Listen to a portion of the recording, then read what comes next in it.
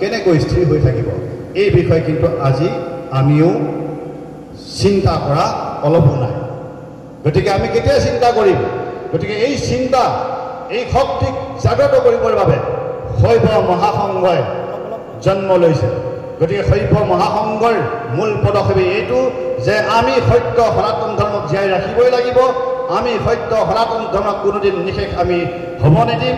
আমাৰ যিবোৰ নাৰীৰ ওপৰত অত্যাচাৰ কৰি আছে অন্য লোকে, সেই শত্ৰুসকলক যাতে আমি বাধা দিব পাৰোঁ আৰু আমাৰ ধৰ্মৰ সংস্কাৰক যাতে আমি শুদ্ধ কৰিব পাৰোঁ, আমাৰ ধৰ্মৰ প্ৰত্যেকজন পিছপৰা শ্ৰেণীৰ লোকক যাতে আমি আগুৱাই নিব পাৰোঁ, এই পদক্ষেপ লৈ শৈৱ মহাসংঘ আহি আমাৰ সন্মুখত স্থিতি হৈছে।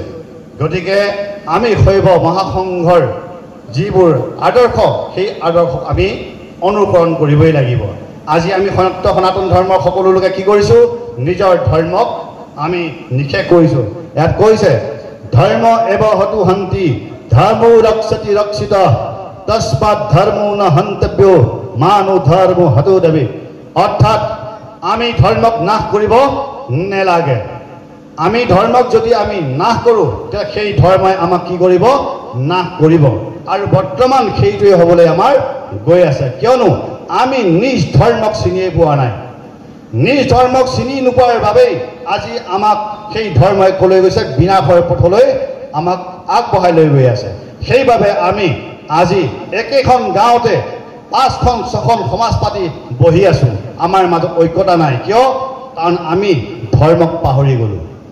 আমি ধৰ্মক পাহৰি যোৱাৰ বাবে একেখন সমাজতে একেটা চুবুৰীতে আমি 3খন সমাজ পাতি সনাতন ধৰ্ম বুলি নিজকে গৌৰৱ কৰি আছোঁ। এইটো মিছা, এইটো কেতিয়াও সত্যই নহয়।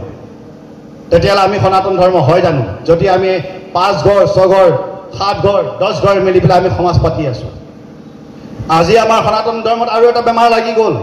সেই বেমাৰটো আপোনালোকে সকলোৱে জানে। আজি আমি নিজ ককাই ভাই সকলোৱে পৃথক পৃথক হৈ গৈছোঁ। পিতৃ মাতৃ বা এখন গৃহৰ কোনোবা এজন সদস্য যদি মৃত্যুবৰণ কৰে, আমি একেলগে শ্ৰাদ্ধ কৰিব নোৱাৰোঁ।